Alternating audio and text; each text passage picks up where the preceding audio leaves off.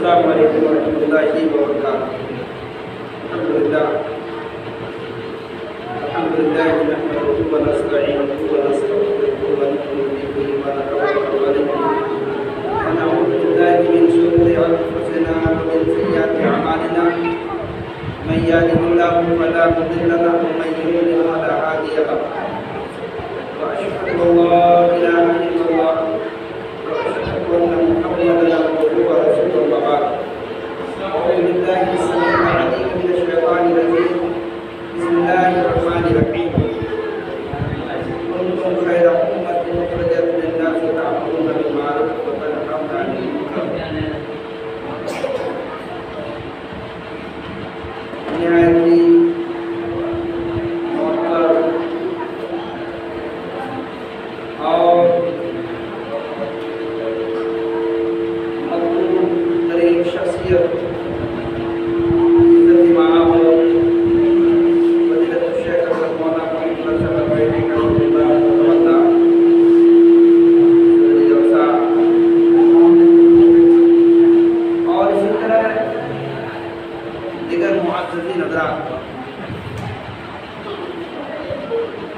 آج کا یہ پروگرام دعوتی پروگرام ہے۔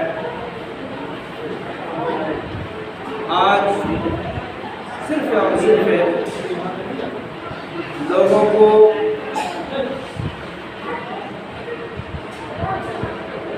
معروفات اور بہترین چیزوں کے لیے دعوت دینے کے لیے پروگرام رکھا گیا ہے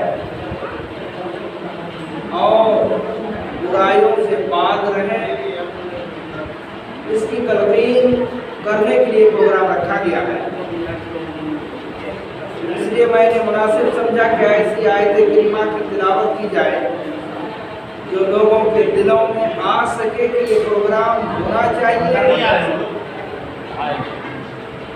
اور لوگوں کو بھلائی کی دعوت دینی چاہیے۔ اللہ رب العالمین بیان فرما رہا ہے کنتم خیر امۃ، تم بہترین امت ہو جو لوگوں کے لیے پیدا کیے گئے ہو تاکہ تم بھلائی کا حکم کرو اور برائیوں سے روکو۔ میرے بھائیوں، میرے نوجوانوں،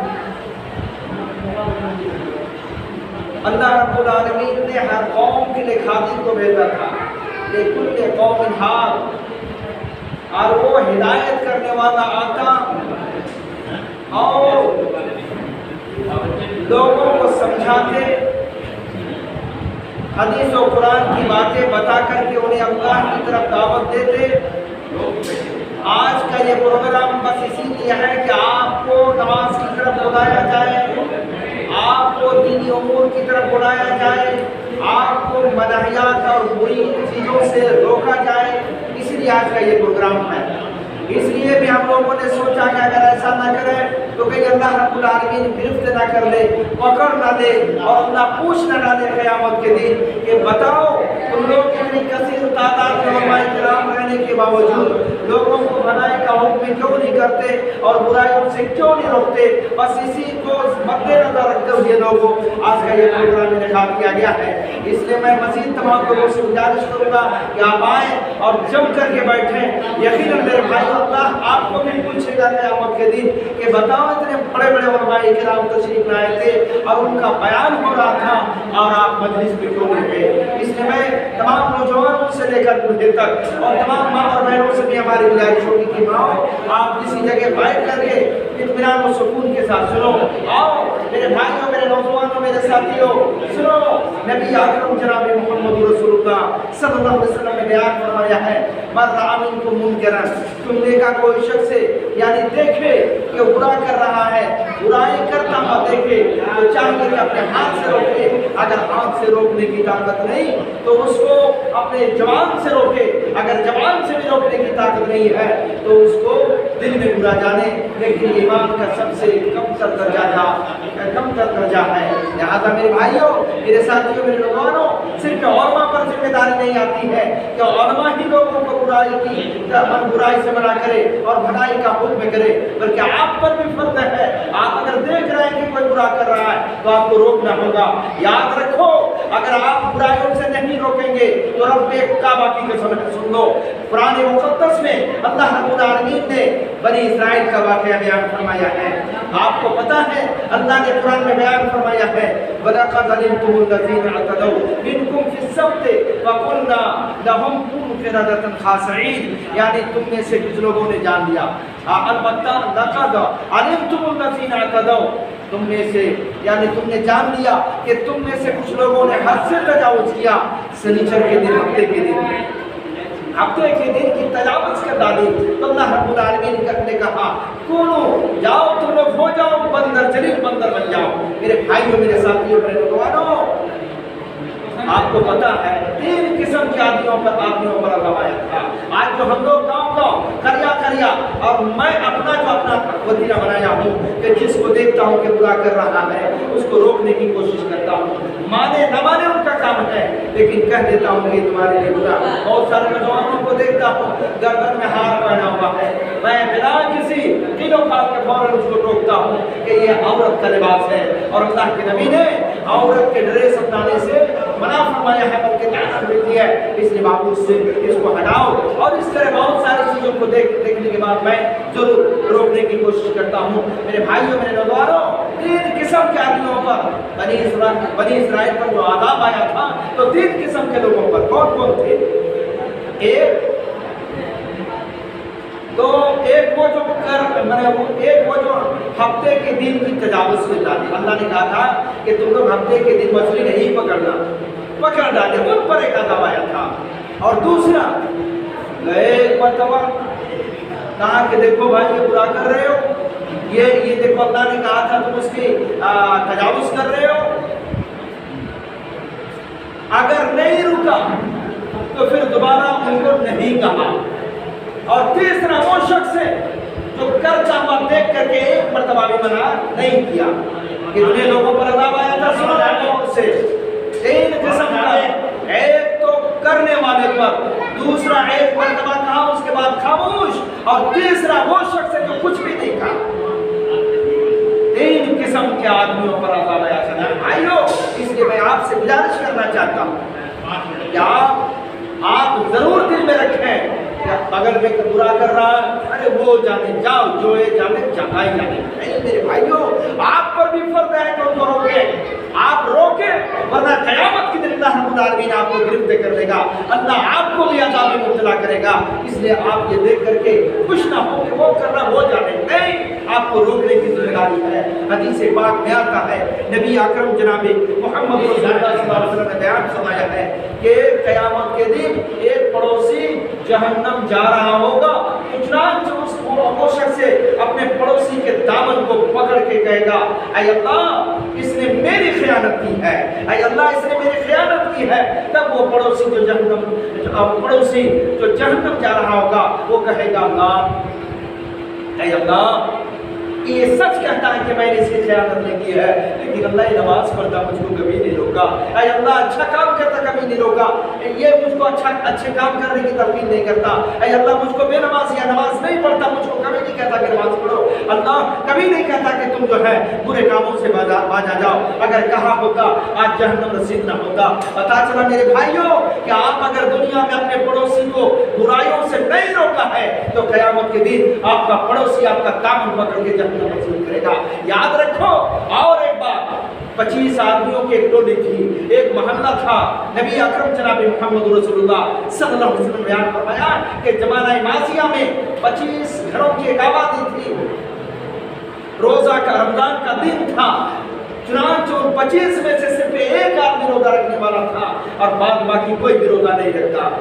اللہ رب العالمین نے حضرت جبرائیل کو کہا، اے جبرائیل جاؤ اور پورے 25 کے 25 گھروں سمیت پورے گاؤں کو تحس کر دو، ہلاک و برباد کر دو۔ خدا کی قسم حضرت جبرائیل نے کہا، اے اللہ اس میں تو ایک بزرگ آدمی بھی ہے، اے اللہ اس میں تو ایک نمازی آدمی ہے، اللہ ایک آدمی جو روزہ رکھتا ہے، اللہ کیسے کیا کیا جائے، اے اللہ وہ تو اچھا آدمی ہے۔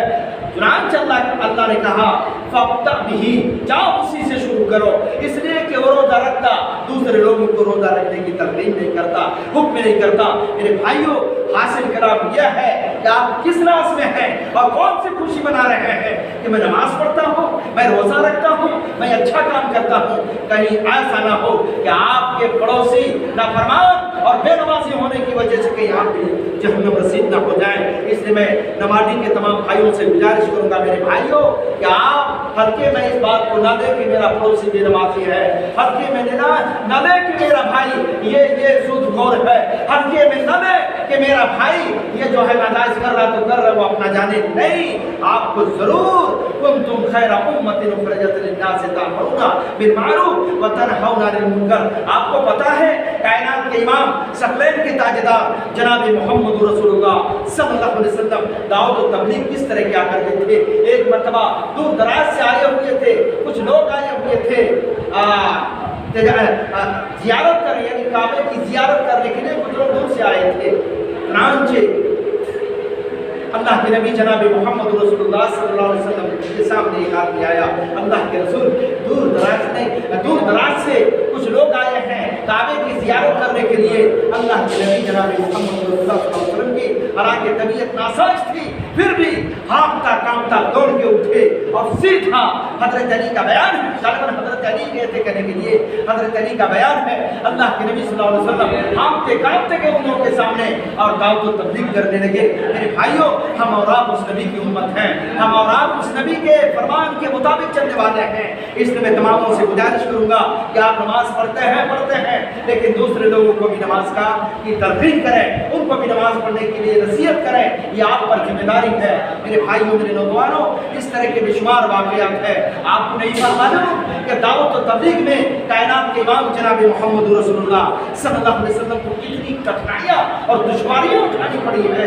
आपको पता है ताइफ का बाजार है, अल्लाह के नबी दावत और तबलीग करने के लिए गए, लोगों को समझाने के लिए गए कि ऐ लोगों, एक अल्लाह की बात मानो, ऐ लोगों तौहीद को अपना लो।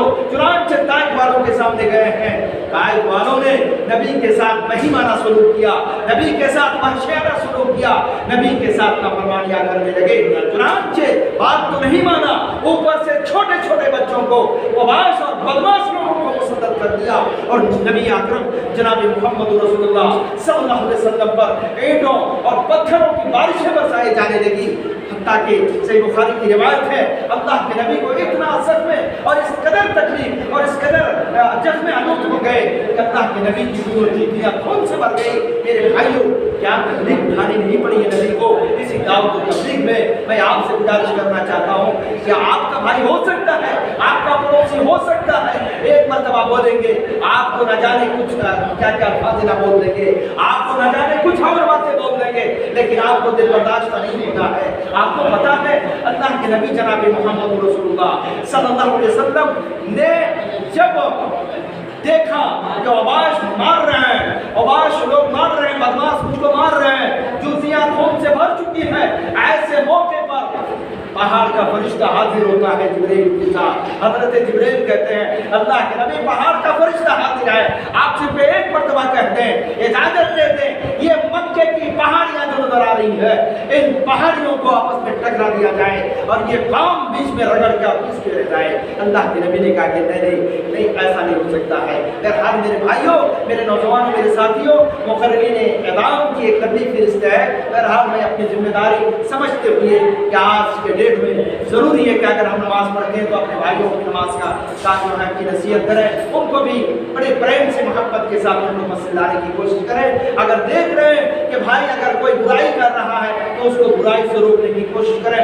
देख रहे हैं कि बगल में शादी है और शादी में लायानी चीज़ें और न जाने कितनी चीज़ें बर्बाद की जाती है, चाहे चावल से लेकर और दीगर चीज़ों, तो ऐसी सूरत में जरूरी है कि आप उनको ज़रूर समझाएं। अल्लाह ताला से दुआ करता हूँ हमारे अल्लाह मौला करीम अल्लाह कुंतुम खैरा उम्मतिन उखरिजत लिन्नास तामुरूना बिल मारूफ। ऐ अल्लाह उस आयत को हमारे सीनों में ढाल दे और हर कोई जिसे इस अम्र पर या इस अम्र को अपने लिए फरीदा समझते हुए एक दूसरे को नसीहत करने की तौफीक अता फरमा।